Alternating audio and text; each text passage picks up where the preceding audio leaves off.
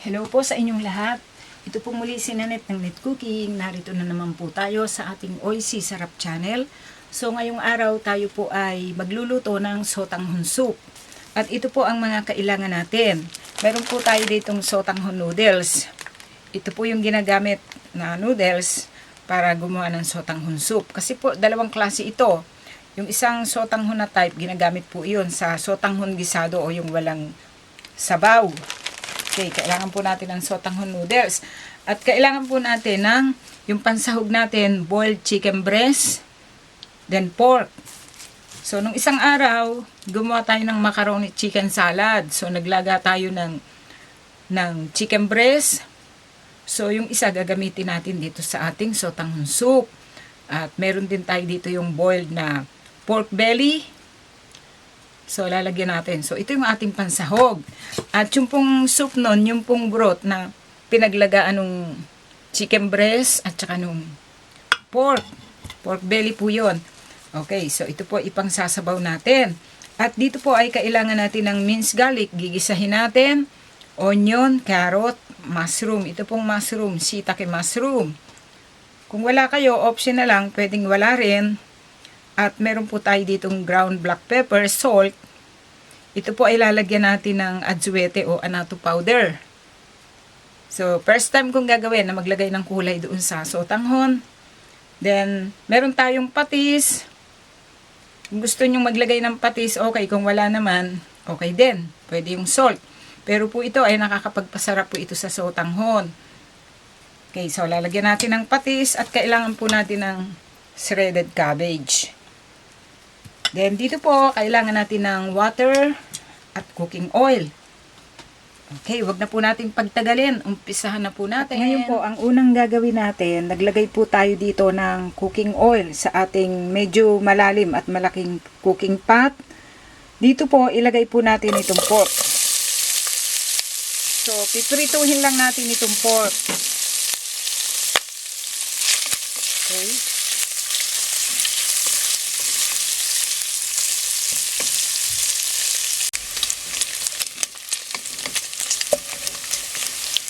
Okay, then ngayon, medyo na prito na yung pork.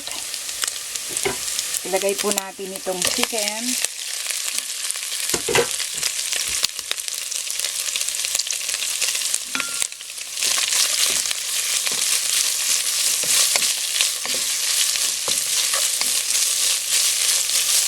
Okay.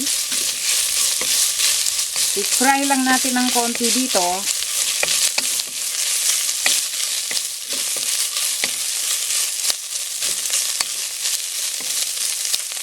Okay, so pwede na po ito. Ang gagawin natin dito, alisin muna po natin dito sa ating lutuan. Okay, hahanguin muna natin. Okay, ngayon po, naalis na natin yung ating na-fried na chicken and pork. Then, dito po, meron tayong natirang cooking oil. Dito po ay gigisahin natin itong bawang. Okay. Gisahin po natin itong bawang.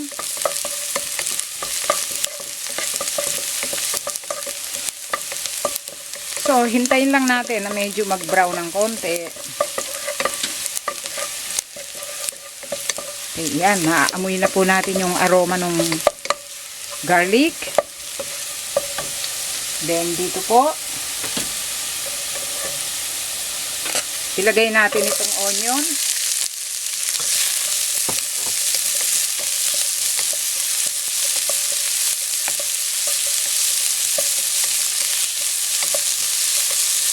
Okay, isote lang natin itong onion. Then, itong carrot.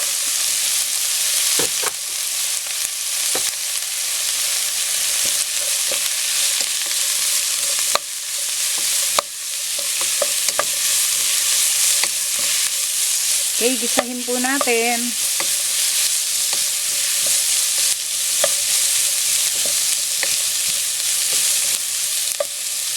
Ilagay na rin po natin itong shiitake mushroom.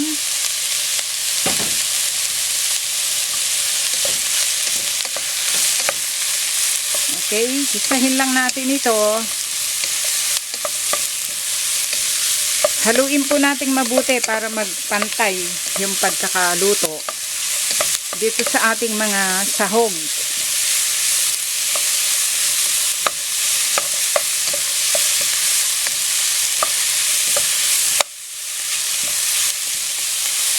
Okay.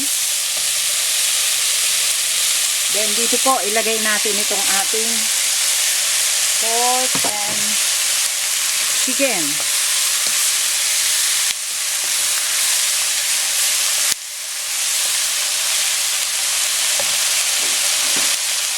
Salt and pepper.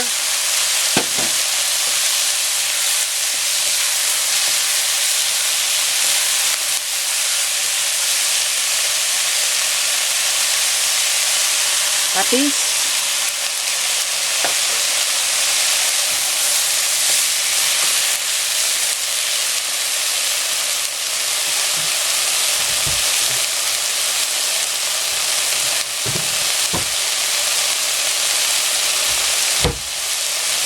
Lagyan po natin ng cover. Hayaan natin medyo mag-simmer yung patis at saka yung mga sahog before nating ilagay yung pinaglagaan ng pork at saka chicken. Just a few seconds. Maghintay tayo. Okay. Then dito po. So, ilagay natin itong broth na pinaglagaan ng pork at saka chicken. Okay, so ang gagawin natin dito, hintayin po natin itong kumulo siya, papakuluin natin. So, yung sotanghon, yung noodles po, kahit hindi na natin ibabad yun sa tubig kasi maluluto na po dito yun. Okay, then ngayon, kumukulo na po itong ating sotanghon soup. So, ang gagawin natin, alisin lang natin yung mga pumapaibabaw na ganyan.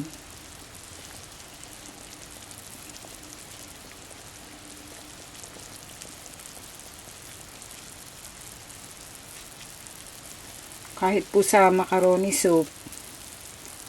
So, ginagawa din po natin ito. Kasi alam naman po natin na hindi maganda ito sa soup kasi yung mga masyado siyang oily, yan, matatanggal.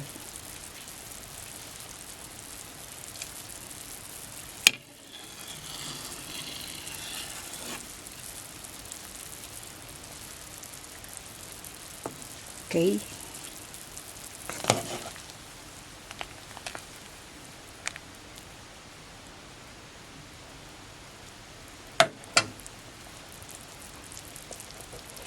Okay, then dito po. So, itong ating adswete, tinunaw natin sa tubig.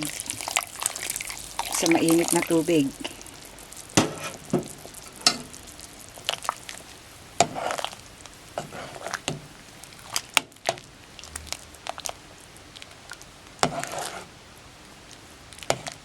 Okay, pakuluin pa po natin. Para matunaw po yung annatto powder. Okay, at ngayon, pagkaraan po ng halos 1 minuto pa na pinakulo natin yung annatto powder dun sa ating soup. So, ang gagawin po natin ngayon dito, ilagay po natin itong shredded cabbage.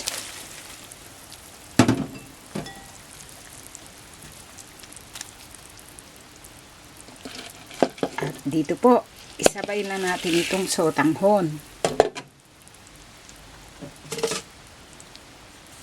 Okay.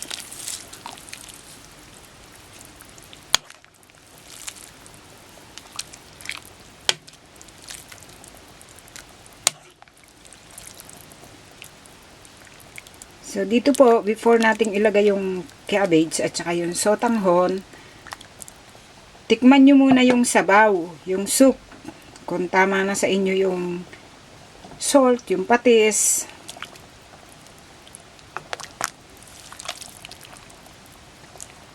Okay, ang gagawin natin dito, lutuin pa natin. Okay, at ngayon, pagkaraan po ng halos